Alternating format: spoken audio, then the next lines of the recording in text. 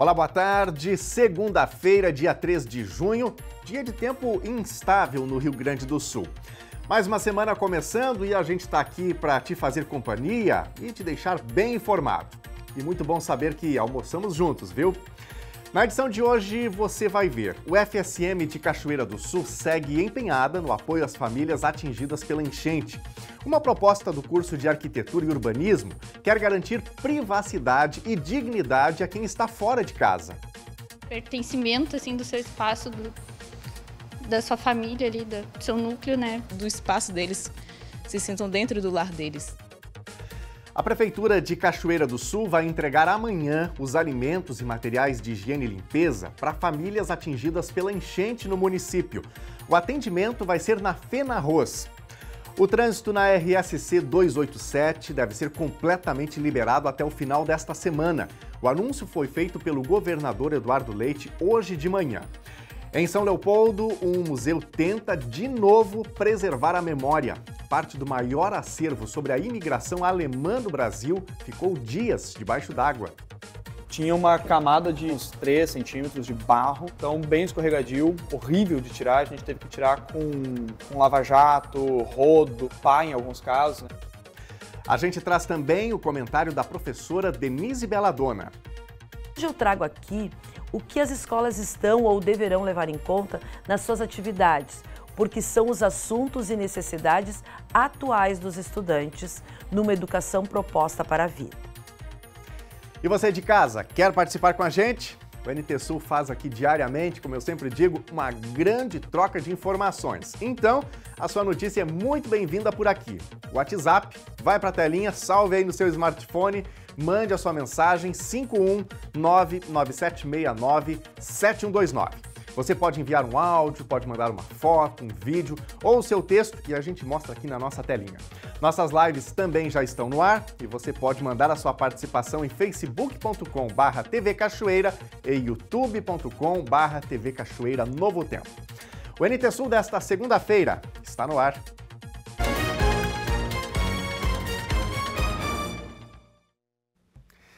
Empenhada em várias frentes de apoio às famílias que foram atingidas pela enchente no Rio Grande do Sul, a UFSM Campus Cachoeira desenvolveu mais um projeto que atende a essa parcela da comunidade na cidade. Tendas que podem ser montadas para garantir privacidade aos abrigados em ginásios. O projeto ganhou o nome de Ninhos e pretende trazer dignidade, acolhida e pertencimento a quem nesse momento está exposto em ambientes comuns e sem perspectiva de retorno para casa.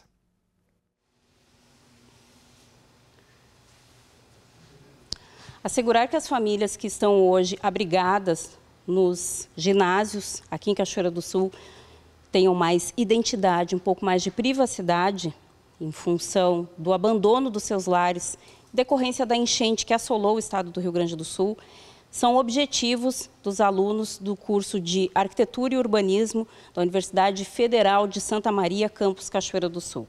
Protótipos como esse, que replicam lares, estão sendo desenvolvidos com o objetivo de permitir que essas famílias tenham pequenos lares nesses ambientes coletivos e tenham um pouco mais de acolhida nesses lugares, que foram batizados de ninhos. Que eles ficam mais aconchegantes para eles, só com as suas famílias. Pertencimento, assim, do seu espaço, da sua família ali, do seu núcleo, né? Do espaço deles, se sintam dentro do lar deles. As manifestações das acadêmicas trazem a essência da escolha do nome desse projeto. Ninhos, sinônimo para lar, abrigo, o lugar onde se recolhem e dormem certos animais, onde as mães resguardam seus filhotes dos perigos, lugar de acolhida, de aconchego, de privacidade. O que nos chama a atenção, né, dentro da nossa área de atuação, é o tipo de ocupação e vivência da rotina nesses abrigos. Especialmente eu falo daqueles abrigos que são grandes espaços coletivos, né? Tem aquela exposição da intimidade, que é um excesso de estresse, um excesso de exposição, que com o passar das semanas, porque a realidade dos desabrigados é uma realidade de meses, né? Nos chama a atenção como curso de arquitetura, como colaborar na qualidade de vivência, de rotina, de habitacional mesmo desses espaços. E aí a gente tenta usar um pouco dos nossos conhecimentos e referências internacionais que a gente consegue replicar para cá, né? Como eu te comentava, tem um caso bem sucedido, antigo e bem conhecido dentre as experiências da arquitetura internacionalmente falando, que é um caso de um japonês, o Shigeru Ban, um arquiteto premiado, que desenvolveu para os desabrigados de terremotos do Japão um sistema semelhante a esse. Um sistema de montar com papelão, tubos de papelão, de fácil montagem, onde as próprias pessoas sem grandes capacitações, sem grandes formações conseguem montar, e que cria uma separação provisória, né? Uma separação com cortina, tecido leve, que pode ser montado e desmontado.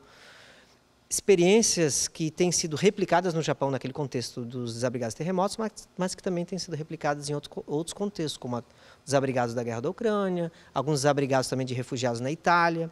E a gente pensou, bom, por que não testar alguma coisa parecida aqui?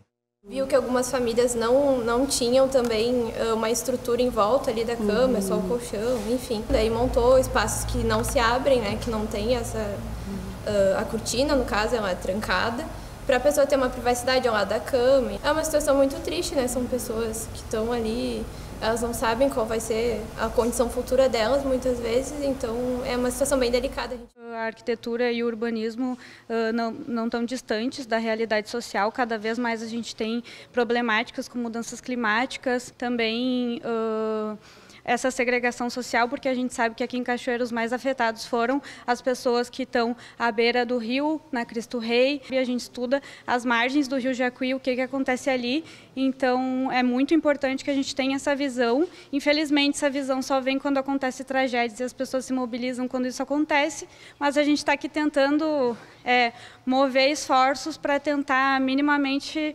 trazer algo que seja digno para essas pessoas, porque elas realmente estão numa situação muito difícil e isso faz parte tanto da nossa profissão como de ser humano, enfim. Foram mais de 10 dias estudando e aprimorando a proposta das tendas, dos ninhos, que servem para situações como as vivenciadas aqui no Rio Grande do Sul em decorrência das enchentes. Mais de 10 lojas da cidade compraram a ideia, fornecendo material para que as tendas fossem desenvolvidas. E considerando a versatilidade dos materiais utilizados e seu reaproveitamento, nada foi perdido. E mais que isso, tudo ganha sentido e propósito. Considerando isso, ganha também o reforço de servidores da universidade, que trazem seu conhecimento a serviço do projeto. Eu comprei a ideia, eu achei legal a ideia, e é uma ação que vem agregar muito aqui para Cachoeira do Sul. Solidariedade, uma opção de fazer algo produtivo, assim, fazer uma coisa que vai ser maior, que vai trazer o bem, assim, tem tudo para dar certo. A gente viu que ia sobrar bastante material, porque como mudou do PVC, desse material de papelão para o PVC, aconteceu que ia ficar sobrando, então a gente tentou pegar esses restos que são menores e tentar fazer talvez um móvel, uma mesinha aqui, um pouco do nosso primeiro protótipo. A gente já viu que não deu muito certo, agora a gente está tentando medir certinho, que é o que eles estão fazendo, para tentar fazer pelo menos uma mesinha de 3 ou uma mesinha de 4, talvez um banquinho, para a galera ter um pouco mais de conforto ali, sabe? Porque algumas pessoas têm móveis que trouxeram, mas alguns não vão ter nada. O que a gente percebe muito é que as pessoas pedem a questão do conforto, né? Porque quando a tua casa é elevada, tu acaba perdendo esse sentimento de pertencimento. Então, se tu tiver um cantinho para chamar de teu, aqui onde eu deixo as minhas coisas, uma parede para dividir o que é teu e dos outros, talvez tu consiga ter um pouquinho mais de, nesse momento difícil, ter um pouco mais de apego e conseguir saber que tu ainda pertence a alguma coisa, sabe? Então, acho que esses abrigos, quando eu entendi o que era a ideia, quando eu vi aqui no projeto, eu percebi que, mesmo sendo uma coisa simples, pode trazer muito significado para as pessoas que estão lá. Os protótipos foram aprimorados e a versão final, em PVC, foi apresentada para a Defesa Civil Regional e órgãos de governo de Cachoeira do Sul, que acolheram o projeto, mas apenas para eventos futuros. A valorosa ideia, que permite a quem está vulnerável, longe do seu espaço, do seu lar, traz aos futuros profissionais não só a firmeza do propósito de quem pode fazer a diferença, mas o sentimento nobre de quem tem a empatia que o momento exige. União, a faculdade, a população em si, o pessoal que colaborou com as doações, então que isso continue, né, após a situação melhorar também.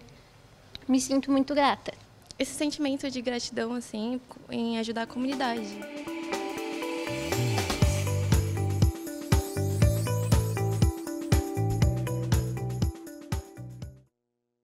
Muito bom, né? São ações assim que nos dão esperança, que renovam o ânimo também para quem está passando por esse momento difícil aqui no estado do Rio Grande do Sul.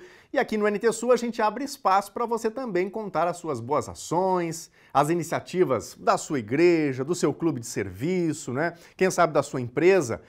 Está se mobilizando ainda para auxiliar também as vítimas das enchentes? Manda para a gente aqui a sua informação. O Telejornal NT Sul está sempre de portas abertas para as boas ações, para as boas iniciativas. Então, 51997697129 é o número do WhatsApp. Participe, mande aí uma foto, mande aí o seu vídeo, o seu áudio e a gente coloca no ar já já o seu recadinho. E, claro, fique à vontade também para contar a sua notícia, trazer aí a sua informação. O Telejornal NT Sul é feito a várias mãos, né? Com a participação aqui da nossa equipe, nossa reportagem, apurando informações, mas sempre com o olhar atento da comunidade. Então, manda aí o seu recadinho, já já tem o nosso primeiro bloco de interatividade.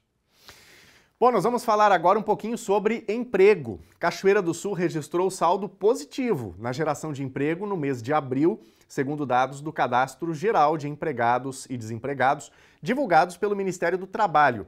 A gente vai ver agora aqui na tela qual setor contratou mais funcionários. Então, me acompanhe. Então, vamos lá. O emprego em Cachoeira do Sul. Então, em números absolutos, o mês de abril finalizou com saldo positivo de 345, ou seja, na relação entre admissões e desligamentos, o saldo positivo foi de 345. 783 pessoas foram demitidas e 438, aliás, é o contrário, tá? Estou falando errado aqui. 783 pessoas foram contratadas, admitidas, e 438 foram desligadas ou demitidas. Vamos então agora para a nossa próxima tela, onde a gente tem informações mais detalhadas sobre os setores. Dá só uma olhada aqui na agropecuária.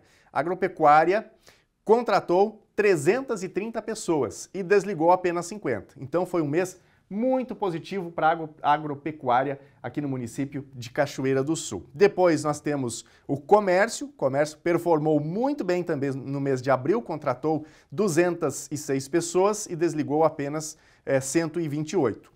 Serviços andou meio de lado, contratou 133, mas desligou 131 pessoas. A indústria foi o setor que não foi bem no mês de abril e a gente vai ver isso de uma maneira melhor ainda no próximo gráfico. Vamos então aqui para a nossa próxima tela, que aí a gente tem aqui o desempenho absoluto, não é, dos setores. A agropecuária, como eu mencionei, teve em números absolutos 280 novos postos de trabalho, foi um excelente resultado. O comércio teve 78 novos postos de trabalho, também foi bem no mês de abril. A construção apenas 7, mas também ficou com o número positivo, né, o número absoluto de contratações positivo. Os serviços, apenas 2, e a indústria com um número absoluto negativo, menos 22 postos de trabalho. Então, esse foi o panorama no mês que terminou, não é, em relação ao emprego no município de Cachoeira do Sul. E a agência do Cine, aqui do município de Cachoeira do Sul, inicia o mês de junho com oportunidades de emprego para a cidade e também para municípios da região. Vamos conferir. A agência FGTA Cine de Cachoeira do Sul oferece 12 oportunidades de emprego para esta segunda-feira, dia 3 de junho. As primeiras são para o município de Paraíso do Sul. Auxiliar de manutenção, uma vaga com experiência comprovada na área. Auxiliar de entregas, 3 vagas, experiência em carga e descarga. Motorista de caminhão, 3 vagas, CNH-C e disponibilidade para viagens. Todas as vagas são para Paraíso do Sul. Costureira, uma vaga com experiência em corte e costura. Marceneiro, uma vaga com experiência comprovada em MDF e madeiras nobres. Retificador de motores, uma vaga preferencialmente com experiência para Santa Maria. Corretor de imóveis, uma vaga com ter CNH-B. Trabalhador rural, uma vaga obrigatório casal, lida geral do campo e serviços de limpeza e cozinha. Consultor de vendas, uma vaga atendimento e vendas. A 10ª é para auxiliar administrativo, uma vaga exclusiva para pessoas com deficiência com ensino médio completo. auxiliar de contabilidade, uma vaga exclusiva para pessoas com deficiência, cursando ensino técnico em contabilidade ou superior na área. E, por fim, auxiliar administrativo, uma vaga, experiência, ensino técnico ou superior. O Cine disponibiliza 2 contatos para agendamento, 5137235414 ou 984953532. A agência fica na Rua Júlio de Castilhos, número 137, no centro de Cachoeira do Sul.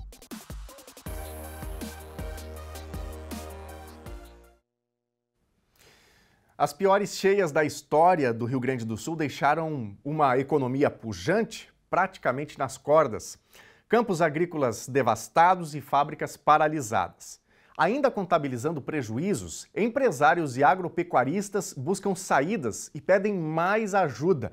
Enquanto isso, os impactos já são sentidos na arrecadação do ICMS, com quedas que somam mais de 700 milhões de reais.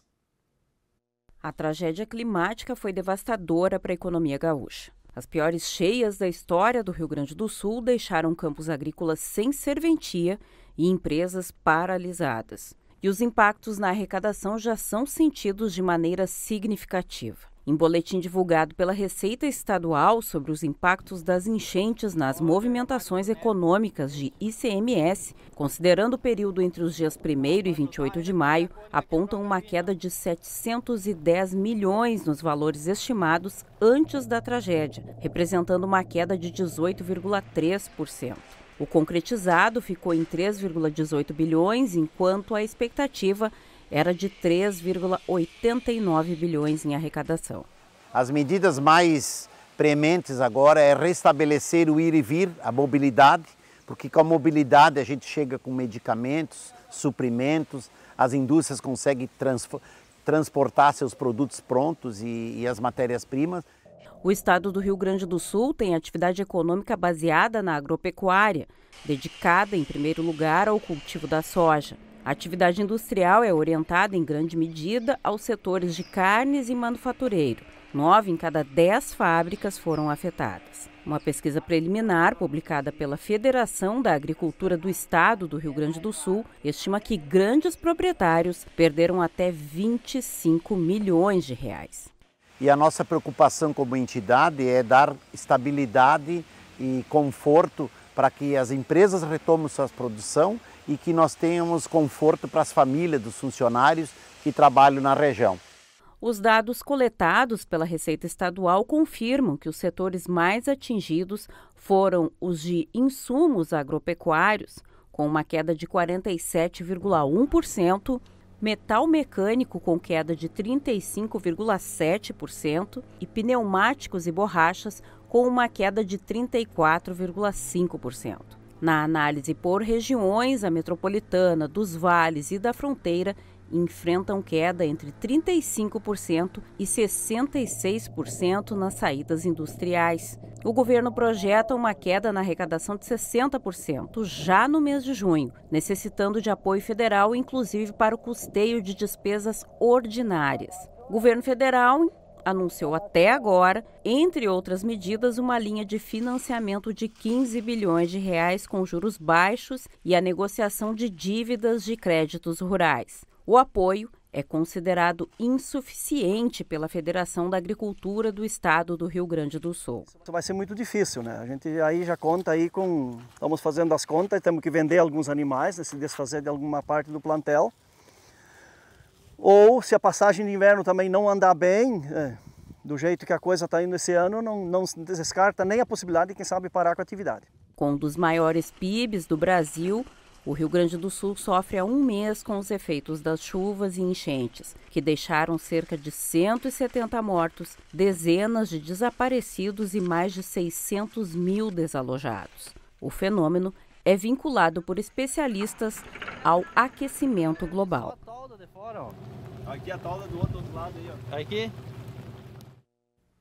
Situação bem complicada, né? Como a gente viu aí na reportagem, as medidas anunciadas até agora para socorrer empresas, especialmente, elas são ainda consideradas insuficientes. O governo federal abriu essas linhas de crédito, mas a grande questão é a seguinte: você imagine, você que é o gestor de uma empresa, né, que perdeu ali parte do seu material, não teve arrecadação ao longo do último mês, aí você vai contrair mais uma dívida, embora esse recurso possa ser interessante, é um recurso a mais a ser pago no futuro, né? Isso pode comprometer aí a operação também dessas organizações. Amanhã, o governador do Rio Grande do Sul, Eduardo Leite, vai a Brasília e há uma pressão para que o governo federal, inclusive, auxilie com alguma linha, com algum recurso, de uma maneira mais imediata, como, por exemplo, o pagamento do funcionalismo, dos funcionários, né, de empresas que foram bastante afetadas. Então, vamos acompanhar. Se tiver algum anúncio, alguma medida nesse sentido, traremos a informação por aqui.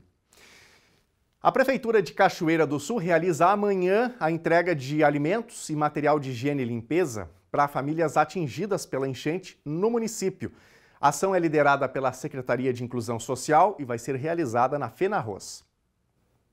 A Secretaria de Inclusão Social de Cachoeira do Sul entrega nesta terça-feira, das 13 às 20 horas, no Parque da FENARROZ, alimentos e materiais de higiene e limpeza para pessoas que foram atingidas pela enchente em Cachoeira do Sul. O foco da ação serão famílias que, segundo contabilização da pasta, não foram contempladas com ajuda ao longo dos 30 dias do mês de maio, quando o município sofreu mais severamente com os alagamentos. O total estimado é de 1.022 famílias. A Secretaria contabilizou que 2.384 famílias foram atendidas com doações e recursos da Defesa Civil, que foram destinados à Prefeitura para o socorro de quem foi mais severamente afetado com as enxurradas. Para retirar os donativos, é necessária a apresentação de documento de identidade da pessoa que fez o cadastramento e das crianças que integram o grupo familiar com idade de 0 a 2 anos. Pessoas que integram o grupo familiar, desde que constem do cadastro e munidos de documento de identificação, também podem fazer a retirada dos benefícios. Kits de limpeza com vassoura serão entregues a famílias desabrigadas ou desalojadas que não retiraram nos abrigos. E não há detalhamento sobre o que constará em cada um desses kits que deve ser entregue às famílias. Sobre os artigos de higiene, apenas é informado que a Secretaria tentará atender aos que solicitaram o auxílio. Sobre os kits de limpeza para famílias desalojadas que não estavam nos abrigos oficiais, não há informações. Os detalhamentos foram solicitados à Prefeitura, mas a Secretaria não atendeu a reportagem do NT Sul. A partir de amanhã, a Secretaria da Saúde de Cachoeira do Sul vai retomar a vacinação contra a Covid-19. A ação havia sido interrompida pela falta de estoque no município e agora recomeça em todas as salas de vacinas com a aplicação do novo imunizante, a vacina monovalente XBB. Na última semana, Cachoeira do Sul registrou o 4º óbito por Covid-19 em 2024. A vítima foi um homem de 72 anos. A Secretaria Municipal da Saúde de Cachoeira do Sul retoma nesta terça-feira a vacinação contra a Covid-19 nas salas de vacina da rede básica. Depois de ter sido pausada por falta de estoque, a imunização vai recomeçar com doses da vacina monovalente XBB da fabricante Moderna. Segundo o Ministério da Saúde, essa nova vacina abrange um espectro maior de cepas em comparação aos imunizantes anteriores, ampliando, assim, a proteção dos usuários. Em Cachoeira do Sul, a doença já vitimou 4 pessoas somente neste ano. O 4º óbito foi registrado na última quarta-feira pelo setor de vigilância epidemiológica. A vítima foi um paciente do sexo masculino, de 72 anos, portador de comorbidades e vacinado para a doença com esquema inicial, sem a dose de reforço do ano vigente. Para receber essa dose atualizada da vacina, é preciso ter o intervalo mínimo recomendado de 3 meses desde a aplicação de doses anteriores. Os usuários do SUS, a partir dos 6 meses de idade, podem procurar o serviço de saúde portando o documento de identidade com CPF e a caderneta de vacinação, para que as equipes analisem a situação vacinal conforme regularidade das doses anteriores e também a faixa etária. A nova vacina também pode ser aplicada em pessoas que nunca tenham recebido qualquer dose contra o coronavírus. Vale lembrar que, após decretado o fim da pandemia, foi encerrado também o protocolo de testagem em massa para a doença e promovida a mobilização pelo imunizante. Quem pode se vacinar? Para crianças de 6 meses a 4 anos, 11 meses e 29 dias, a vacinação recomendada é a de rotina, conforme as doses anteriores. Para os grupos prioritários, a partir dos 5 anos de idade. Para idosos com mais de 60 anos, 2 doses com intervalo de 6 meses entre elas. Gestantes, também 2 doses com intervalo de 6 meses. Trabalhadores da área da saúde, indígenas, povos ribeirinhos e quilombolas, 1 dose anual. Para as pessoas imunocomprometidas, aquelas que têm o sistema imunológico enfraquecido, orienta-se 2 doses com intervalo de 6 meses entre elas. Pessoas com comorbidades, pessoas em situação de rua, pessoas que vivem em residenciais inclusivos, pessoas privadas de liberdade, bem como jovens e adolescentes que cumprem medidas socioeducativas, 1 dose anual. Para as pessoas que vivem em instituições de longa permanência, recomenda-se 2 doses com intervalo de 6 meses. Para atualizar os protocolos técnicos de atendimento ao público, tendo em vista a nova versão do imunizante, todas as salas de vacina estarão fechadas na tarde de hoje, aqui em Cachoeira do Sul. Vacinadores e enfermeiros responsáveis pelas unidades vão participar de um treinamento no auditório da Secretaria da Saúde, junto ao antigo Hospital da Liga. E lembrando que de segunda a sexta-feira, a imunização contra a Covid-19 e outras vacinas ocorre das 7h15 da manhã até 15 para o meio-dia e à tarde, da 1 até as 13h30, nas salas de vacina dos postos de saúde de Cachoeira do Sul. E você de casa? Tem notícia para nos contar? Manda a sua mensagem no nosso WhatsApp 51997697129. Você pode ser aí um repórter colaborativo aqui do Telejornal NT Sul. Pode também escrever para a gente nas lives. Está nos acompanhando aí no YouTube, no Facebook? Compartilha a nossa live, deixa aí o seu like, né, que nos ajuda já a chegarmos mais longe para fazer esta grande discussão de ideias que nos propomos a fazer diariamente aqui no Telejornal NT Sul. Vamos ver quem fala com a gente? Enquanto isso, vá mandando seu recadinho aí no nosso WhatsApp.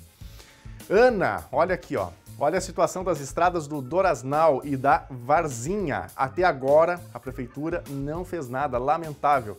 Olha aí a situação. O povo tendo que colocar literalmente o pé no barro, né, para empurrar o carro que atolou. As estradas de interior em Cachoeira do Sul estão completamente tomadas pelo barro e está tendo algum tipo de esforço, né, para fazer a manutenção, mas assim, é num volume realmente absurdo, além das possibilidades, e imagino que a população vai conviver um bom tempo com isso, né? E ainda mais essa chuva que tivemos na madrugada. Ana, torcendo para que se resolva logo, tá? Obrigado por compartilhar o vídeo, lamentamos aí por essa situação. Quem mais? O Everton também está participando com a gente. Estrada da barragem do Capané também está intransitável. A gente vem recebendo fotos dessa região. Realmente as fotos elas são impressionantes, né? Muito barro, as estradas estão assim, a palavra é essa, estão intransitáveis, né? Em boa parte. Obrigado, Everton, pela tua participação. Quem mais? Temos mais recados aqui, a Érica Teixeira. Gente, olha só essa aqui. Trecho da estrada da Forqueta, intransitável. Vieram patrolar, mas deviam ter colocado cascalho. Para piorar, atolaram a patrola. E aí, como é que faz, né? Se até a patrola atolou, imagina quem precisa trafegar com algum veículo nessa estrada. A gente só tem que orar que ninguém tenha aí uma urgência, uma emergência, que tem que se deslocar, por exemplo, para um hospital. Como é que faz com a estrada desse jeito aí, né? Situação realmente muito delicada e a gente precisa de urgência para resolver esses casos. Obrigado, Érica, pela tua participação. Quem mais? A Bia também está participando com a gente. Ontem fui a Lajeado levar o meu esposo para ir até Arroio do Meio. ele atravessou a passadeira. O cenário é horrível, dá medo. Gratidão ao Exército pela ajuda. E aí a Bia manda a foto pra gente dessas passadeiras que foram instaladas, né? Que é o que está resolvendo nesse momento para a população poder fazer essa travessia, como a Bia mencionou aqui. Essas passadeiras até naquele repique dos níveis dos rios, elas foram inicialmente levadas, mas o Exército está dando aí todo esse suporte para que a população consiga ter pelo menos essa possibilidade aí de travessia, né? Obrigado, Bia, pela participação, nossa solidariedade com essas populações desta região, Vale do Taquari. Daqui a pouquinho tem mais recados, você de casa pode seguir interagindo com a gente. E a seguir, o trânsito na RSC 287 deve ser completamente liberado até o final desta semana. O anúncio foi feito pelo governador Eduardo Leite hoje de manhã. Em São Leopoldo, um museu tenta, de novo, preservar a memória. Parte do maior acervo sobre a imigração alemã no Brasil ficou dias debaixo d'água. Tinha uma camada de uns 3 centímetros de barro, então bem escorregadio, horrível de tirar. A gente teve que tirar com lava-jato, rodo, pá em alguns casos. A gente traz também o comentário da professora Denise Belladonna. Hoje eu trago aqui o que as escolas estão ou deverão levar em conta nas suas atividades, porque são os assuntos e necessidades atuais dos estudantes numa educação proposta para a vida. E a gente ainda vai saber como fica o tempo nesta semana. O intervalo é rápido, nós já voltamos.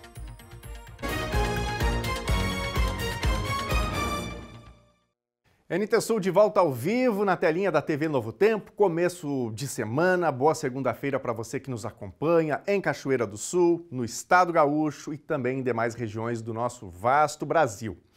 Gente, essa semana aqui no Rio Grande do Sul está começando assim, meio na bipolaridade do tempo. Quer ver uma coisa? Hoje de manhã a gente teve o tempo assim bem fechado, chuva forte desde a madrugada, até com alguns raios e trovões.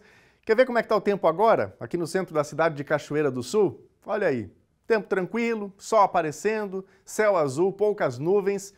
Mas não se engane não, viu? Essa semana deve ter ainda um pouco mais de chuva, especialmente na quarta-feira, mas agora, hoje e amanhã, o tempo deve ficar firme e nos demais dias, provavelmente, também. Vamos ver os detalhes na previsão do tempo. Segunda-feira em Cachoeira do Sul, o dia amanheceu chuvoso. A chuva não deve durar o dia todo e à tarde o sol até pode aparecer. Temperatura mínima 10 graus e máxima 21. Terça-feira, o frio ganha força e o sol deve predominar. Temperatura mínima 6 graus e máxima 26. Quarta-feira, o sol também pode aparecer em Cachoeira do Sul, mas o estado vai ter um pouco mais de instabilidade. Então, o município também pode ter pancadas de chuva. Temperatura mínima 12 graus e máxima 24. Veja agora a previsão do tempo para todo o Rio Grande do Sul. Apesar de os últimos dias de maio contarem com a presença do sol no estado, a primeira semana de junho começou com tempo nublado e previsão de mais chuva. Mas os índices vão ser baixos e não há previsão de temporais em nenhuma região. O tempo deve ficar fechado em Porto Alegre, também na região metropolitana, nos vales e no litoral norte. As regiões oeste, campanha e sudoeste terão sol ao longo do dia. A temperatura deve cair durante o dia, com as temperaturas mínimas registradas à noite.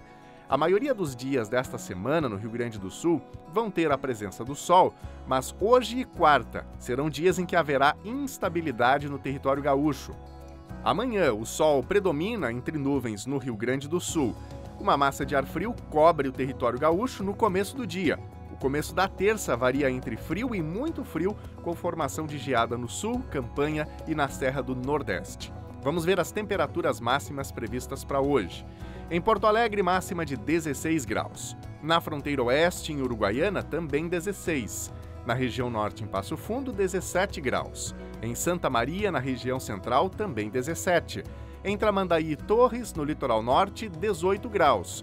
E em Pelotas e Rio Grande, na região sul, 15 graus.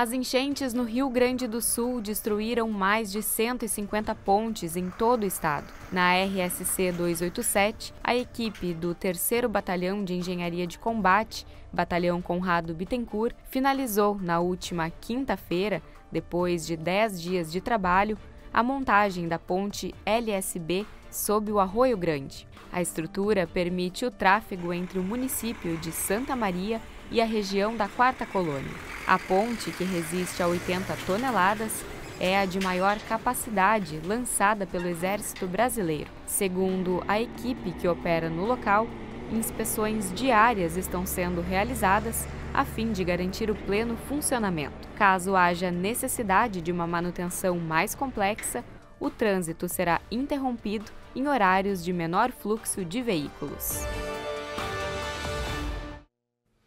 E vamos ver novos recados, mais participações da nossa audiência aqui no NT Sul. O WhatsApp sempre à sua disposição para você contar o que acontece onde você está, para comentar também as reportagens, porque a gente traz aqui informações, reportagens que vão sendo apuradas, mas por vezes você pode ter um ponto de vista diferente, pode gerar uma dúvida e aí manda para a gente, que a nossa equipe está aqui a postos para isso, para atualizar informações. Então bora para a telinha, mais recados chegando, a Raíssa está participando.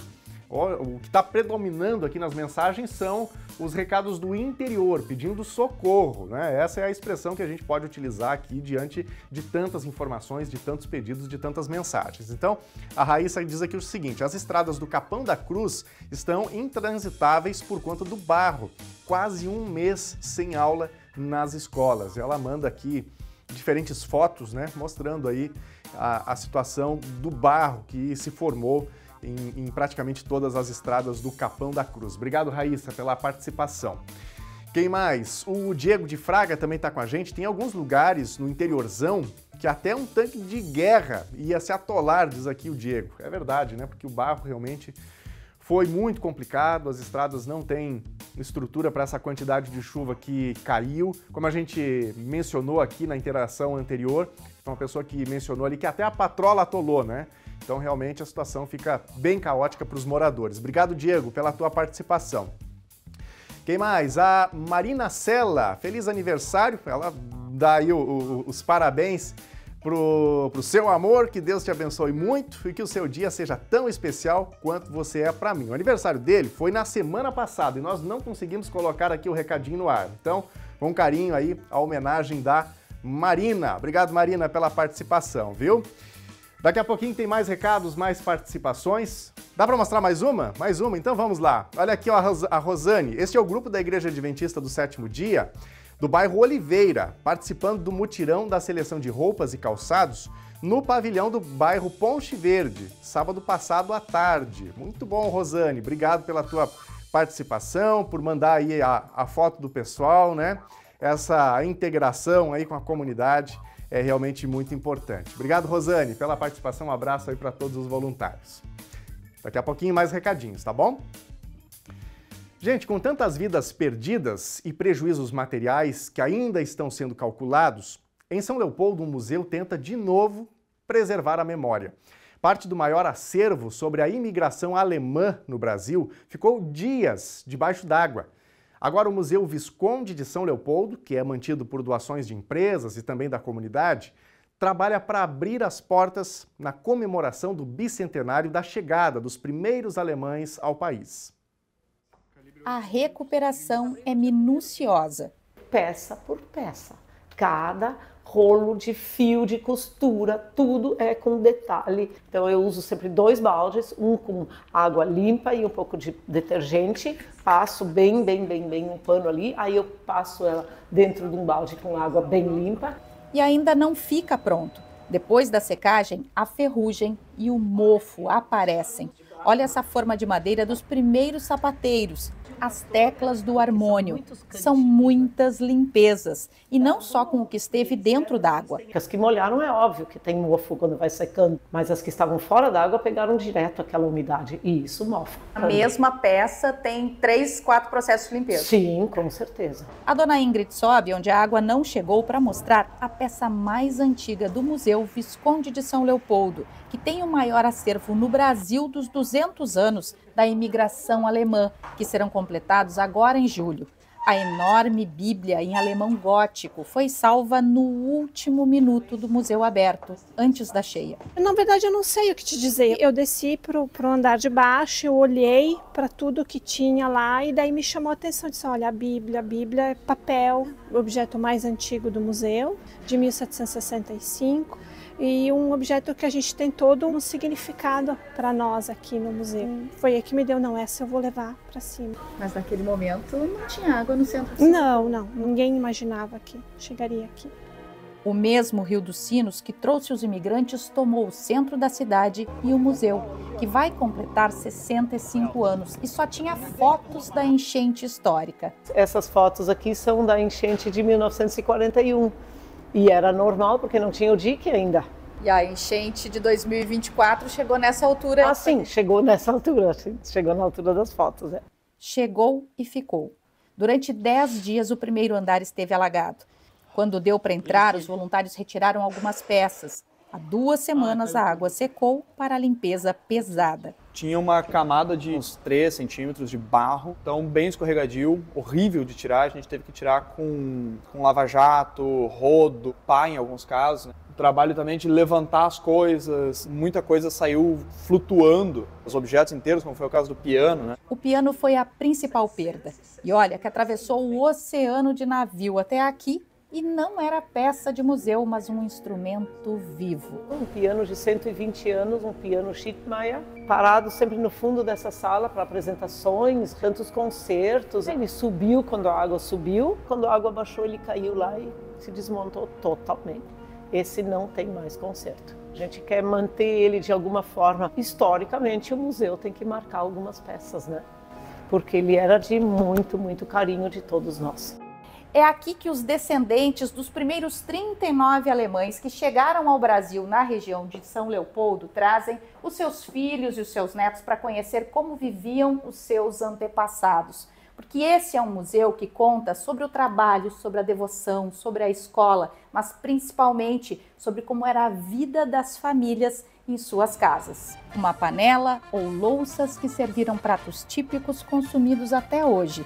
Utensílios de cuidados pessoais, os brinquedos de uma época, objetos que contam histórias. A Sinara é voluntária há 7 anos e também teve perdas na enchente. Que a minha família é de Arroio do Meio e lá as nossas lembranças foram enterradas na lama. Isso é muito triste. Por isso, ao salvar os pinos de bolão, um jogo que ela aprendeu com seus avós, a importância da memória. Na minha casa tinha coisas da nossa infância. Nós não conseguimos preservar. E o acervo desse museu é, sei lá, 90%, 99% composto por doações. São memórias de pessoas de todas as origens. A gente é guardião de memórias. Pois São Leopoldo e o Brasil não vão deixar para comemorar 201 anos da imigração alemã. Vai ser nesse ano, agora em julho, com o museu reaberto. Quando vieram os primeiros 39 imigrantes, não foi fácil para eles.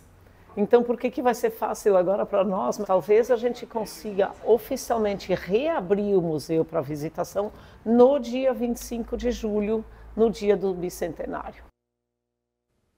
Vamos torcer que dê certo, né? Gente, Cachoeira do Sul mantém agora 2 abrigos em funcionamento com 85 pessoas em atendimento. As informações constam no painel de monitoramento de abrigos e eventos adversos do governo do Rio Grande do Sul. Oficialmente, a cidade tinha 3 abrigos no ápice da crise em maio, quando 204 pessoas estavam cadastradas no atendimento junto ao Estado.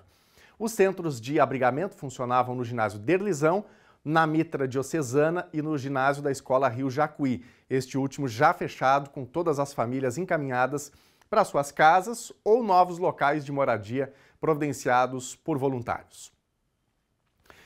E a gente fala agora sobre algumas rodovias gaúchas. O governador Eduardo Leite anunciou na manhã de hoje que o trânsito na RSC 287 vai ser completamente liberado até o final desta semana. Os trechos mais destruídos estão em Candelária e Venâncio Aires. Na ERS 403, o DAER monitora a situação das pontes em Cachoeira do Sul e Rio Pardo. As chuvas que atingiram o estado ainda provocam danos e alterações no tráfego nas rodovias estaduais gaúchas. Atualmente, são 95 trechos com bloqueios totais e parciais em 34 rodovias, entre estradas, pontes e balsas. Na manhã de hoje, o governador Eduardo Leite garantiu uma liberação na RSC 287, principal ligação entre Santa Maria e Vale do Rio Pardo até a região metropolitana. A RSC 287, que é concedida a SACIR, é o trecho da rota de Santa Maria. Aqui nós temos a maior parte de grandes danos, né, nessa rodovia, na região central do estado. Esse trecho aqui diz respeito a uma parte que pega o distrito de Mariante, com o município de Venâncio Aires, enfim, volume diário médio de 6.000 veículos, perda da estrutura da rodovia, né, completamente rompida, e o tráfego de veículos leves por rota alternativa, no momento até que se conclua, se eu não me engano aqui, até o final dessa semana, até o final de semana agora, estará executado esse trecho de um desvio na rodovia, que vai permitir, então, o tráfego pela própria 287 ali, dos veículos. Até o final desta semana, a RSC 287 deverá estar totalmente, né, em condições de tráfego. Foi colocada a ponte do Exército lá no Arroio Grande, em Santa Maria. Outros trechos estão sendo executados também, as recuperações, e ela deve estar totalmente em condições de tráfego até o final de semana próximo agora. Também ali na RSC 287, um exemplo no município de Candelária, em que houve perda de estrutura da rodovia, né? A gente vê aqueles dentes ali formados, e as obras para recuperação já dão condição de tráfego liberado ali nesse trecho da SACIR. Em Cachoeira do Sul, a ERS 413 é o acesso mais precário no momento. Há trecho em meia pista na ponte sobre o rio Botucaraí. O aterro da cabeceira cedeu e um buraco se formou junto à ponte. Na estrada que foi danificada pela água, a empresa RGS Engenharia, contratada pelo Dyer, já fez a recomposição dos trechos mais atingidos. Na BR-153, o DENIT trabalha na recuperação do trecho próximo à ponte do Fandango. O objetivo é recompor logo a largura original da plataforma da pista. Na ponte do Banhado do Castanino, o departamento reforçou a sinalização, colocando 2 quebra-molas nas proximidades da estrutura comprometida. Até o momento, nenhuma intervenção foi realizada no local. Na BR-290, há um bloqueio parcial perto de Porto Alegre. Nesse trecho, o trânsito flui em meia pista. O governo do estado prevê 2 cenários nessa recuperação das estradas no Rio Grande do Sul. O primeiro, com investimento de 3 bilhões de reais, seria para a correção e liberação dos pontos afetados pela chuva. E o segundo, e mais avançado, prevê um investimento próximo a 10 bilhões, com reconstrução de uma forma resiliente, com adaptações para as mudanças climáticas.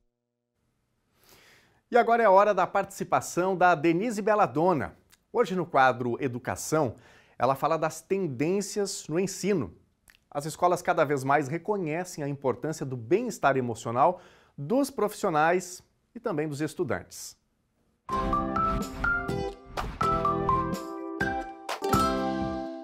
Boa tarde. Com 36 anos de sala de aula, eu já vivi muitas tendências na educação. A educação para pensar, a educação para a prática, educação para a tecnologia.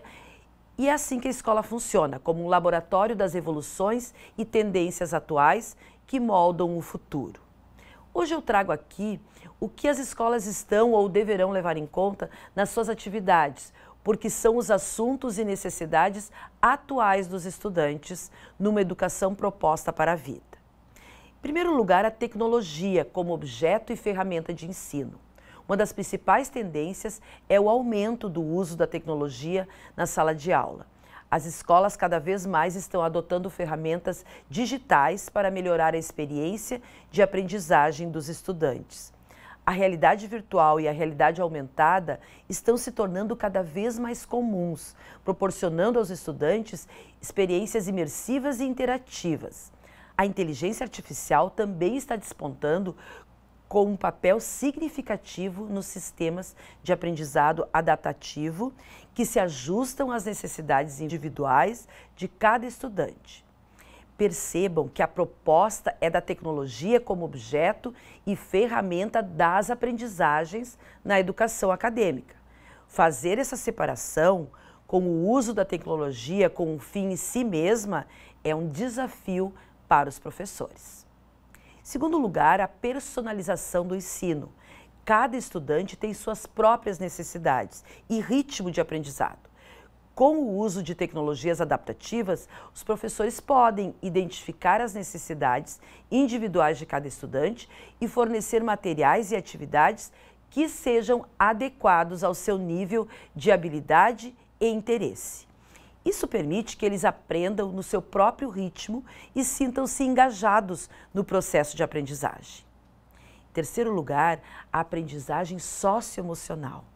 As escolas estão cada vez mais reconhecendo a importância do bem-estar emocional dos profissionais da educação e dos estudantes, e implementando programas que promovem a inteligência emocional, empatia e a resiliência. Portanto, é fundamental que os professores estejam preparados para trabalhar essas habilidades em sala de aula, promovendo um ambiente acolhedor e estimulante para o crescimento integral dos estudantes. Essas habilidades são fundamentais para o sucesso pessoal e profissional dos nossos jovens. O quarto aspecto seria a educação inclusiva, a qual não podemos deixar de mencionar, pois a diversidade é uma realidade em nossas escolas e na nossa sociedade, sendo essencial que todos os estudantes sintam-se acolhidos, integrados e que tenham acesso a uma educação de qualidade para os seus progressos pessoais. Em quinto lugar, trago a colaboração em prol da educação. A colaboração entre escola e família e também a comunidade, ela precisa ser cada vez mais valorizada. A educação não pode ser vista como responsabilidade exclusiva da escola. Ela é, sim, uma construção coletiva. É importante que os gestores e professores estabeleçam parcerias com os pais e responsáveis a fim de que a educação seja abrangente e significativa. Em sexto lugar, a valorização da saúde mental. A valorização da saúde mental é um aspecto fundamental que deve ser trabalhado tanto em professores quanto em estudantes. Ambos desempenham papéis essenciais no ambiente educacional e, portanto, precisam estar com a mente saudável para garantir um aprendizado efetivo. Esse é um assunto que merece, inclusive, um comentário exclusivo. A educação está requerendo personificação, integração da tecnologia, colaboração e habilidades socioemocionais para os envolvidos nesse processo. Essa é a nossa tendência para hoje, colegas da educação. Até o nosso próximo encontro.